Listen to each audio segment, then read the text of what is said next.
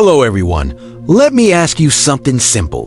When was the last time you paused not because you were tired, but just to listen to your heart? Not the noise of the world, not the to-do list, just your heart. You see, after 60, our hearts have stories to tell. They've loved, endured, carried joy, and sometimes they've carried more than they should. High blood pressure, tightness in the chest, that quiet worry before bed. Many of us know that feeling. But here's the gentle truth. Our hearts don't ask for grand gestures. They don't need marathons or heavy weights. Sometimes all they ask for is one simple movement. Every day, something light, something kind, something that says, I still care about you, old friend. And that, my lovely friends, is what we're going to discover today. A few simple daily movements made just for us to help the heart breathe easier and beat stronger. Because growing older doesn't mean giving up. It means growing wiser and listening more closely to the rhythm that's been with us all along. Are you ready? Let's begin one small step at a time. Number 1, the 20-minute walk that whispers to the heart. You don't need fancy shoes. You don't need to go fast. You just need to open the door, feel the air on your face, and take that first step. Walking colon, yes dash, just walking, it's the oldest kindest form of movement our bodies know, and after 60, it becomes more than just a way to get from one place to another. It becomes medicine. A gentle 20-minute walk each morning is one of the most powerful things you can do for your heart. It lowers blood pressure without the noise of pills. It calms the nervous system without the side effects. It invites the lungs to open, the muscles to wake, and the mind to breathe. You don't need a destination. You don't need a reason. Let the rhythm of your steps be the reason. Walk to the corner and back.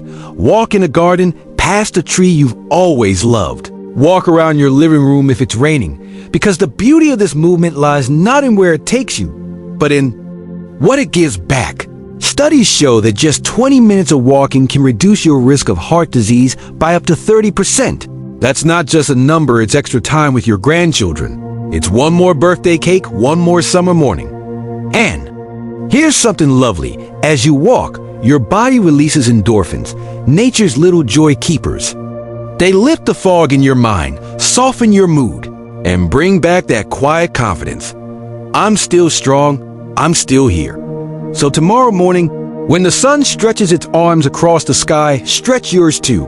Put one foot in front of the other, smile at the sky, the trees, the birds. They'll smile back. Because every walk is a love letter to your heart. And your heart, it remembers every single one. Number 2, sit down, stand tall. A simple move that strengthens the heart. There's a quiet kind of strength in standing up, not just the kind we show to others, but the kind we build for ourselves. And believe it or not, one of the most powerful movements you can do for your heart doesn't begin in a gym. It begins with a chair, just a simple chair, one you trust, one that's seen you through morning teas and evening news, old memories and quiet reflections. Now imagine this. You sit down, slowly, feeling the support beneath you. Then, without using your hands, you rise, back straight, feet firm, and then you sit again. It seems simple, almost too easy, but inside your body, magic is happening. This gentle sit-to-stand movement activates your largest muscles, your legs, your hips, your core, and when these muscles get to work, they tell your heart, it's time to move. Blood begins to circulate more smoothly. Oxygen flows more freely, and little by little, your blood pressure begins to settle, not from force, but from kindness. Doing this motion just 10 times, twice a day, can improve balance, reduce your risk of falling, and build the kind of strength that keeps you independent. That's freedom in disguise. You see, our legs are not just for walking. They are our roots. They hold us up literally and figuratively. And when we train them gently, we're training our heart to trust us again. So next time you sit, don't stay long. Take a breath and rise like someone who still has places to go, even if it's just across the room. Because standing tall is more than posture, it's a promise. A promise to keep moving, no matter what, and your heart. It rises with you every single time. If you found this video meaningful, don't forget to subscribe and join our community where we celebrate life's later chapters with heart, humor, and hope. Number 3, reach up, breathe out, a gentle stretch for a calmer heart. Not all healing begins with medicine. Sometimes it begins with a breath. A long, kind, deliberate breath. The kind we used to take when watching the clouds drift by or when holding a warm cup of tea and listening to the rain. And when we pair that breath with a stretch arms reaching gently to the sky, we offer our hearts something truly precious. Space. You don't need to be flexible because you don't need to look graceful. This isn't about performance. It's about permission. Permission to slow down, to listen in, and to move in a way that feels safe. Here's how simple it can be. Sit or stand comfortably. Let your arms hang loosely by your sides. Now, as you slowly inhale through your nose, raise your arms upward, not fast, not forcefully, just enough to feel the lift. Hold for a moment. Then exhale through your mouth and lower your arms gently back down. That's it. This quiet movement does something powerful. It tells your nervous system you are safe. It lowers your heart rate. It gently encourages your blood vessels to open, and little by little, the pressure within begins to ease. It's not just your body that relaxes, your thoughts soften too. Worries fade like morning fog, and what's left is presence. Try it. 5 times each morning, or when you're waiting for the kettle to boil, or before you turn off the light at night, because every stretch upward is a way of saying, I'm still growing. I'm still reaching. Even now, the heart is not only a muscle. It's a mirror. When we give it calm, it reflects calm. When we move with grace, it responds with gratitude. So take a breath now, dear friend. Raise your arms to the ceiling and know that in this simple moment, you are helping your heart feel just a little bit lighter. Number 4, marching in place. Tiny steps that wake the heart. You don't need a parade. You don't need trumpets or marching band. All you need is your own 2 feet and the courage to lift them. Marching in place right where you are might sound like a children's game or a soldier's drill. But after 60, it becomes something much more precious. A way to say to the heart, I'm still here. I still move. I still matter. Find a spot where you feel steady. Stand tall, shoulders soft, and begin gently lifting your knees one, then the other, as if you were walking in slow motion. You don't need to rush. You're not trying to get anywhere. This is movement for the inside of you. Just 1 to 2 minutes a day marching in place can boost circulation, wake up your leg muscles, and gently nudge your blood pressure down. Your heart begins to beat with a more steady rhythm, as if it's clapping along with your footsteps.